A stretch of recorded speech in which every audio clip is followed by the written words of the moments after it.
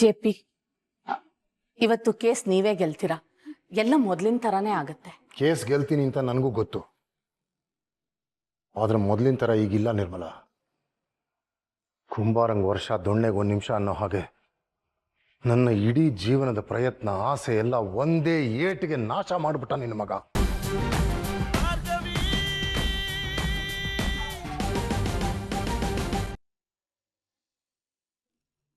ಶಕ್ಕು, ನಿನ್ ಮೊಮ್ಮಗನ್ ಮದ್ವೆ ಅವನ್ ಇಷ್ಟಪಡೋ ಹುಡುಗಿ ಜೊತೆನೆ ಆಗಿದೆ. ಖುಷಿ ಪಡು. ಒಳ್ಳೆ ಓದಿಸ್ಕೊಂಡಿದೀಯ. ಬಾಯ್ ಶಕ್ಕು. ಇವಾಗ ನಾನು ನನ್ನ ಹೆಂಡತಿ ಕಾಲ್ ಮಾಡ್ಬೇಕು. ನೀನ್ ಹಾಯಾಗಿ ಪಾಚ್ಕೋ.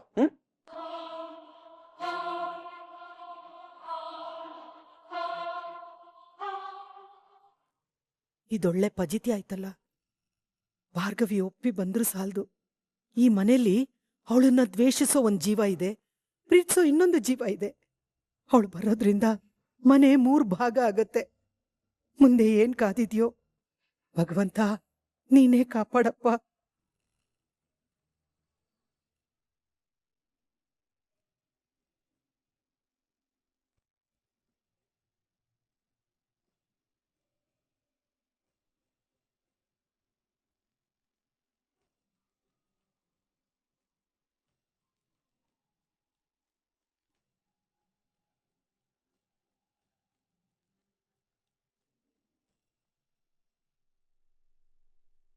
ನನಗೆ ನಿಜವಾಗ್ಲೂ ಮದುವೆ ಆಗೋಯ್ತಾ?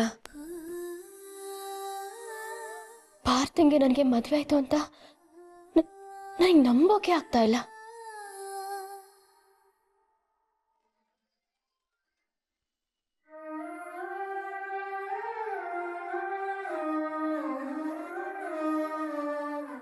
ಹಲೋ ಮೇಡಮ್, ಮನೆ ರೀಚ್ ಆದ್ರಾ? ರೀಚ್ ಆದೆ. ಯಾಕೆ ಸಪ್ಪಗಿದ್ದೀರಾ? ನಮ್ಮನೇಲಿ ಪರಿಸ್ಥಿತಿ ಹೇಗಿದೆ? ನಮ್ಮನೆಯವರೆಲ್ಲ ಹೇಗಿದ್ದಾರೆ ಮೇಡಮ್? ನಿಮ್ಮ ಮನೆಯವರ? ಇವಾಗ ನಿಮ್ಮನೆಯವರು ನಮ್ಮನೆಯವರಲ್ವಾ?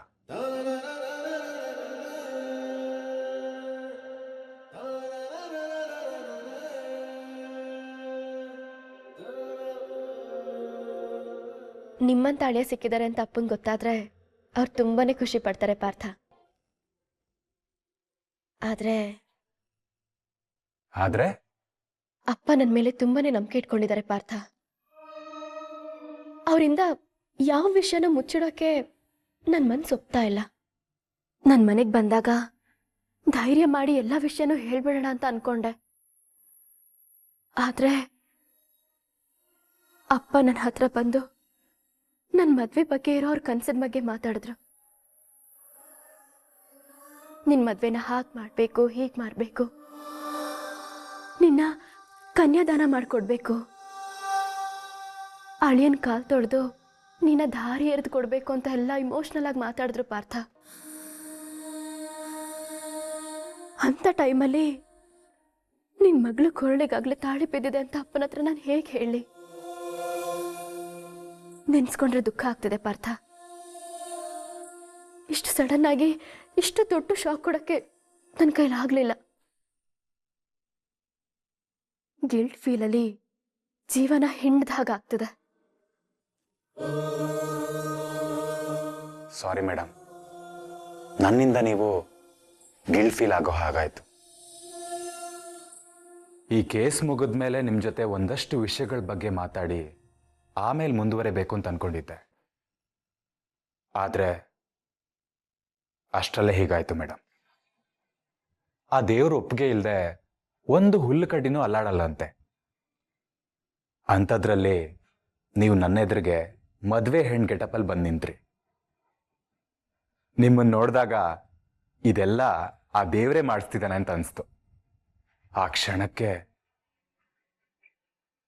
ತಾಳಿ ಕಟ್ತಿದ್ರೆ ನಿಮ್ಮನ್ನೆಲ್ಲಿ ಕಳ್ಕೊಳ್ತೀನೋ ಅಂತ ಭಯ ಆಯ್ತು.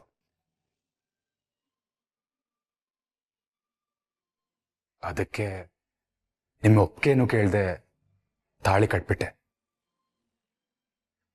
ದಯವಿಟ್ಟು ನನ್ನ ಕ್ಷಮಿಸಿ ಮೇಡಮ್. ಒಂದೇ ಕೈಯಲ್ಲಿ ಚಪ್ಪಾಳಿ ಆಗಲ್ಲಲ್ವಾ? ಹೋಗ್ಲಿ ಬಿಡಿ.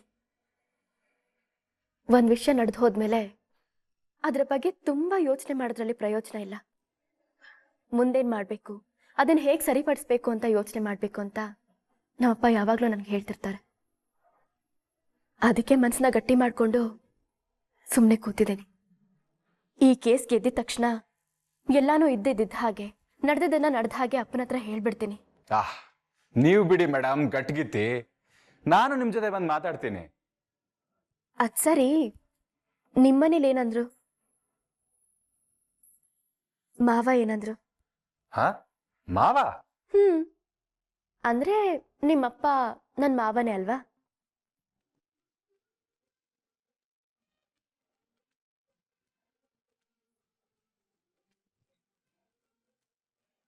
ನಡೀತಿರೋ ಮದ್ವಿಂದ ತಪ್ಪಿಸ್ಕೊಂಡು ಅರ್ಧಕ್ಕೆ ಎದ್ದು ಬಂದಿದ್ನಲ್ಲ, ಆ ಸಿಟ್ಟಿಗೆ ನಿಮ್ಮ ಮಾವ ನನ್ಗೆ ಹಲ್ಲುದ್ರೋ ಹಾಗೆ 2 ಹೊಡೆದ್ರು. ಅಯ್ಯಯ್ಯೋ, ಹೌದಾ? ನಾನ್ ಮಾಡಿರೋ ತಪ್ಪಿಗೆ ಅವ್ರಿಗೆ ಬಂದಿರೋ ಸಿಟ್ಟಿಗೆ ಇದು ಕಮ್ಮಿನೇ ಬಿಡಿ. ಅದು ನಿಜಾನೇ. 4-6 ಜನದ ಮುಂದೆ ಅವ್ರ ಮರ್ಯಾದೆ ಹೋದಾಗ ಪಾಪ ಅವ್ರಿಗಿನ್ನೆಷ್ಟು ಬೇಜಾರಾಗಿರ್ಬೇಡ.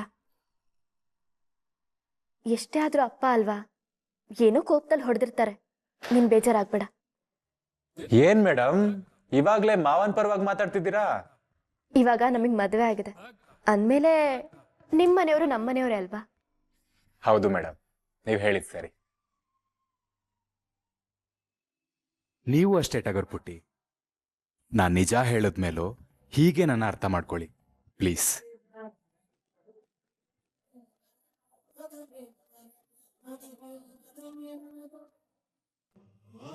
ನೀನೇನೇ ಹೇಳು ರವಿ, ನಿನ್ನ ಮಗಳು ಗಟ್ಟಿಗಿತ್ತಿ MLA ಎದುರಾಕೊಂಡಿದ್ದಾಳೆ. ವಾದದಲ್ಲಿ ನಿನ್ನ ಮೀರಿಸ್ತಾಳೆ ಅಲ್ವಾ? ಅಲ್ವಾ ಮತ್ತೆ, ನನ್ನ ಮಗಳು ನನಗಿಂತ ಟ್ಯಾಲೆಂಟ್ ಇಟ್ಕೊಂಡ್ರಿ, ಅದಕ್ಕೆ ಮಗಳು ಅಪ್ಪನ್ನ ಮೀರಿಸ್ತಾಳೆ. ಸಂತೋಷ ಅಲ್ವಾ? ನಿಜ ನಿಜ, ಅಪ್ಪ ಮಗಳ ಜೋಡಿ ಸೂಪರ್. ಮೇಡಮ್, ಯಾರು? ಅಪ್ಪ ಕಣಯ್ಯ. ಅಪ್ಪನ? ನಮ್ಮಪ್ಪ ಕಣಯ್ಯ, ನಿಮ್ಮಪ್ಪ ಅಲ್ಲ. ಮಾವ ಅಲ್ಲೇ ಇದ್ದಾರೆ. ಹೌದು, ಅದಕ್ಕೆ ಹೇಳಿದ್ದು ಸ್ವಲ್ಪ ಹೊತ್ತು ತೆಪ್ಪಗಿರು.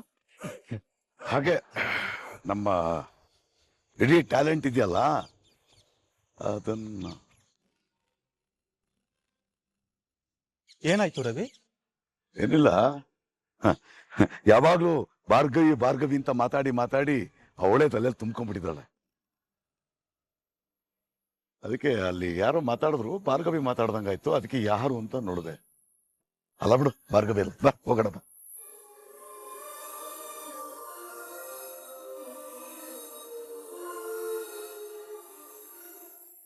ಇನ್ನೇನ್ ಕೇಸ್ ಮುಗ್ದೇ ಹೋಗುತ್ತಲ್ಲ ರವಿ?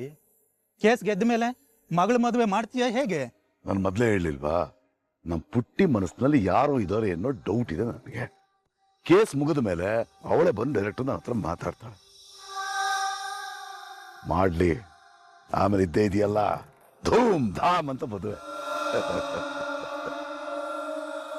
ವಟಾರದಲ್ಲಿ ಇರೋರ್ನೆಲ್ಲ ಕರೆದು ಜೋರಾಗೆ ಮದುವೆ ಮಾಡ್ತೀಯಾ?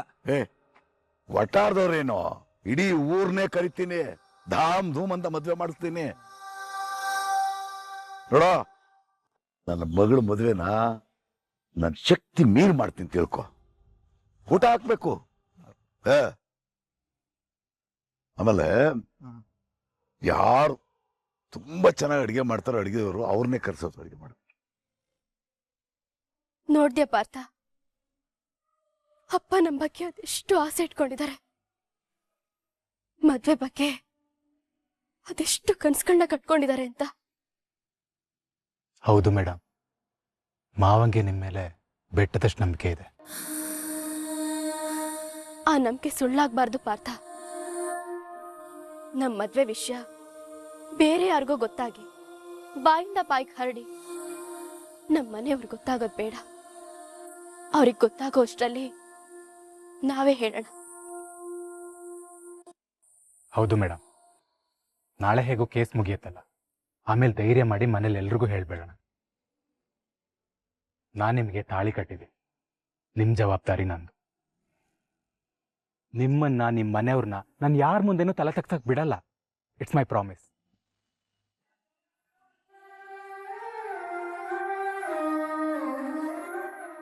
ಅಳ್ಬೇಡಿ.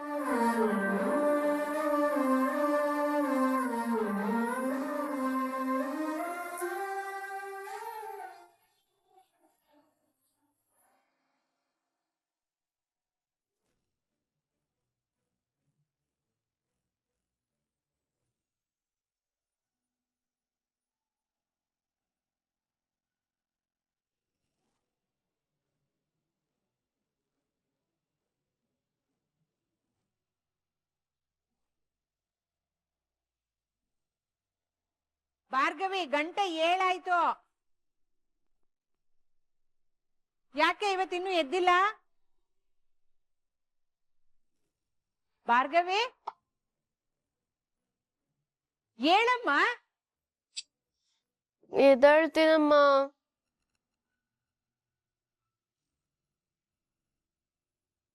ಯಾವಾಗ್ಲೂ ಹೇಳೋದಲ್ಲ, ಕರೆದಾಗ ಹೇಳ್ಬೇಕು. ಏನ್ ಹುಡ್ಗಿನೋ ಏನೋ, ರಾತ್ರಿ ಲೇಟಾಗಿ ಮಲ್ಕೋತ್ಯಾ, ಬೆಳಗ್ಗೆ ಲೇಟಾಗಿ ಹೇಳ್ತೀಯ. ಅದು ನಾನೇ ಬಂದು ನಿನ್ನ ಎಬ್ಬಿಸ್ಬೇಕು. ಹೊತ್ತಾಯ್ತು ಹೇಳು ಅಂತ. ಏನ್ ಹೀಗಾಡ್ತಾ ಇದ್ಯಾ?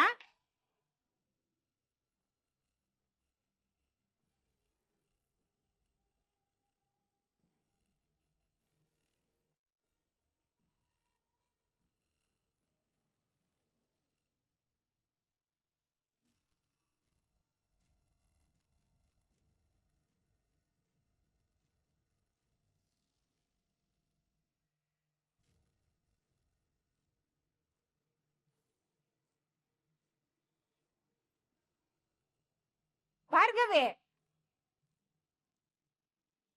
ಭಾರ್ಗವಿ,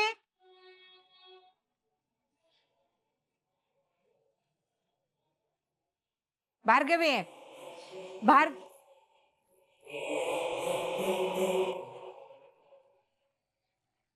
ಏನ್ ಭಾರ್ಗವಿ ಇದು? ಹೊಸ ವರ್ಷೆ ಮುಸ್ಕಾಕೊಂಡ್ ಮಲ್ಕೊಂಡಿದ್ಯಲ್ಲೇ, ಹೇಳು. ಅವ ಬರ್ತೀನಮ್ಮ, ನೀನ್ ಹೋಗು. ನೋಡು, ಆಮೇಲೆ ಎದ್ದು ರೆಡಿ ಆಗೋದ್ ಲೇಟ್ ಆಗಿ ತಿಂಡಿ ಬೇಡ ಅಂದ್ರೆ ನಾನ್ ಸುಮ್ನೆ ಇರಲ್ಲ ಅಷ್ಟೇ. ಅಮ್ಮ ಪ್ಲೀಸ್ ಅಮ್ಮ, ಒಂದ್ 5 ನಿಮಿಷ ಮಲಗ್ಬಿಟ್ ಬರ್ತೀನಿ, ನೀನ್ ಹೋಗು. ಹೇಳೆ, ಜ್ವರ ಬಂದಿದ್ಯಾ ನೋಡೋಣ, ಮುಸ್ತೆಗೆ. ಅಮ್ಮ ನಾನ್ ಆರಾಮಾಗಿ ಇದ್ದೀನಮ್ಮ. ಒಂದ್ 5 ನಿಮಿಷ ಕಣ್ಮುಚ್ಚಿ ನಿದ್ದೆ ಮಾಡ್ಬೇಕು ಅನ್ಸ್ತದೆ. ನಾನ್ ಬರ್ತೀನಿ, ನೀನ್ ಹೋಗು. ಸರಿ, 5 ನಿಮಿಷ. ಆಮೇಲೆ ನೀನಾಗ್ ನೀನೆ ಎದ್ ಬರ್ದೆ ಹೋದ್ರೆ ತಣ್ಣೀರ್ ನಿನ್ ತಲೆ ಮೇಲೆ ಸುರಿತೀನಿ.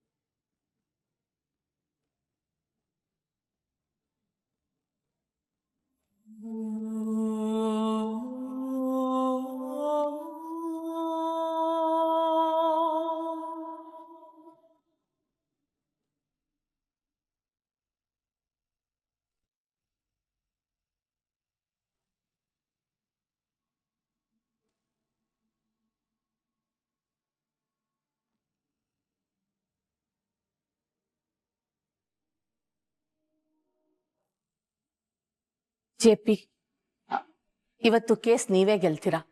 ಎಲ್ಲ ಮೊದ್ಲಿನ ತರಾನೇ ಆಗತ್ತೆ. ಕೇಸ್ ಗೆಲ್ತೀನಿ ಅಂತ ನನಗೂ ಗೊತ್ತು, ಆದ್ರೆ ಮೊದಲಿನ ಥರ ಈಗಿಲ್ಲ ನಿರ್ಮಲ. ಕುಂಬಾರಂಗ್ ವರ್ಷ ದೊಣ್ಣೆಗೆ 1 ನಿಮಿಷ ಅನ್ನೋ ಹಾಗೆ ನನ್ನ ಇಡೀ ಜೀವನದ ಪ್ರಯತ್ನ, ಆಸೆ ಎಲ್ಲ ಒಂದೇ ಏಟಿಗೆ ನಾಶ ಮಾಡಿಬಿಟ್ಟ ನಿನ್ನ ಮಗ. ಶಕ್ತಿ ನಾನು ಬೀಗರಾಗಿ ಇನ್ನ ಏನೇನೋ ಅಚೀವ್ ಮಾಡಬೇಕು ಅನ್ಕೊಂಡಿದ್ದೆ, ಆದ್ರೆ ಈಗ ಶಕ್ತಿನ ನನ್ನ ಮೇಲೆ ಡೌಟ್ ಪಡೋ ಹಾಗೆ ಮಾಡಿದಾನೆ ನಿನ್ನ ಮಗ. ನನ್ನ ಅವನ ಗೆಳೆತನ ಎಷ್ಟು ವರ್ಷದ್ದು, ಆದ್ರೆ ಆ ಗೆಳೆತನದಲ್ಲೇ ಈಗ ಬಿರುಕು ಬರೋ ಹಾಗೆ ಮಾಡ್ಬಿಟ್ಟ ನಿನ್ನ ಮಗ. ಇದಕ್ಕಿಂತ ಅವಮಾನ ಬೇಕಾ ನಿರ್ಮಲ? ಅಲ್ಲ ಜೆಪಿ, ಅವನು ಇನ್ನು ಅವನ ಬಗ್ಗೆ ಮಾತಬೇಡ. ಇನ್ಯಾವತ್ತೂ ಅವನು ನನ್ನ ಕಣ್ಮುಂದೆ ಕಾಣಿಸ್ಕೊಳ್ದಿರೋ ಹಾಗೆ ಮಾಡು. ಅಷ್ಟು ಸಾಕು.